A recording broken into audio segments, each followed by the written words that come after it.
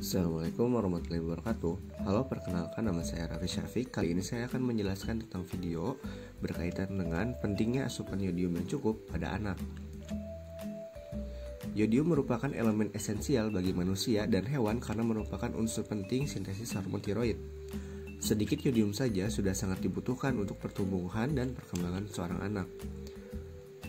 Fungsi dari yodium adalah membantu menjaga metabolisme tubuh sehingga secara langsung akan mempengaruhi otak, otot, hati, ginjal, dan kelenjar hipofisis.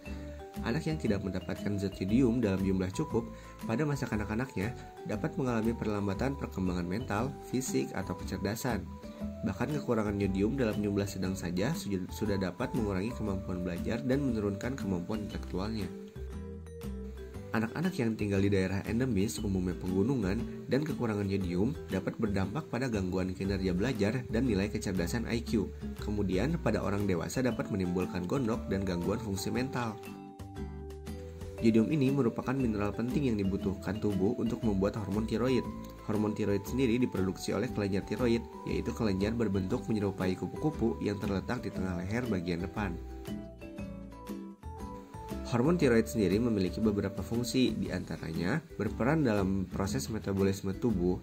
Selain itu juga, hormon ini memiliki beragam fungsi lain, yaitu mengontrol kecepatan tubuh saat mengolah makanan dalam sistem pencernaan, mengatur irama dan detak jantung serta tekanan darah, menaikkan atau menurunkan suhu tubuh, mengontrol kecepatan tubuh dalam melakukan reproduksi sel, membantu pertumbuhan pada anak-anak, mengoptimalkan pertumbuhan otak, terutama pada anak-anak.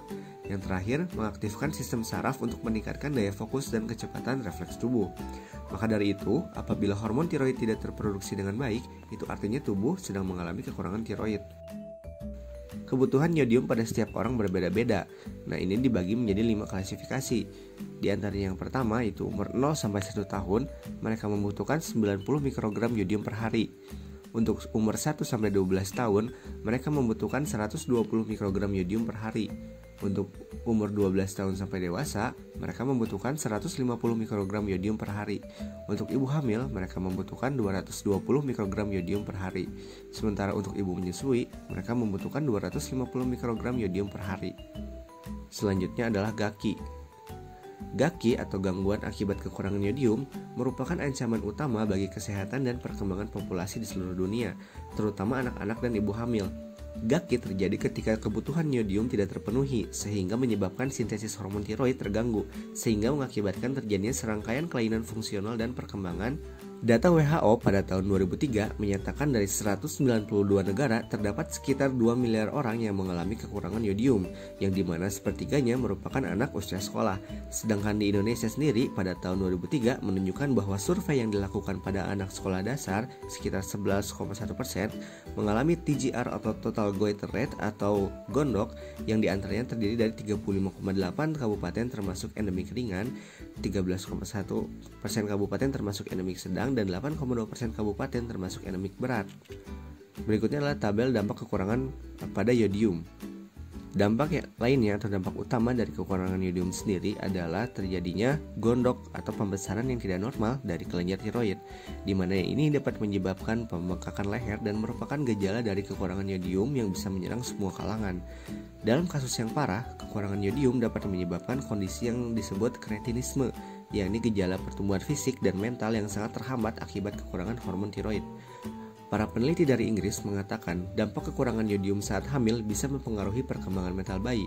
Satu kajian dari Inggris menemukan bahwa IQ dan nilai pelajaran membaca murid-murid sekolah dasar cenderung lebih rendah bila ibu mereka tak banyak mengkonsumsi makanan yang mengandung yodium, contohnya ikan dan produk olahan susu.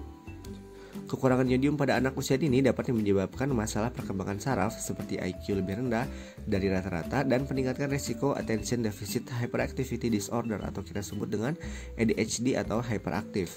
Lalu tindakan apa yang bisa kita lakukan ketika ada yang terkena GAKI atau gangguan akibat kekurangan yodium? Pertama, silakan memeriksakan diri kita ke dokter apabila sudah semakin parah. Yang kedua, melakukan pemeriksaan fisik terutama pada bagian leher.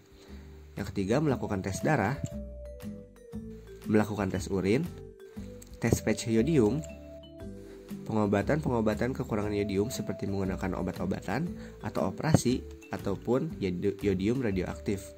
Selain itu, kita bisa mengonsumsi makanan yang mengandung yodium sesuai dengan takaran usia kita.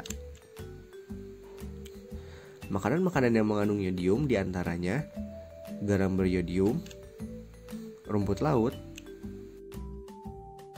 tuna, susu sapi dan kedelai, telur,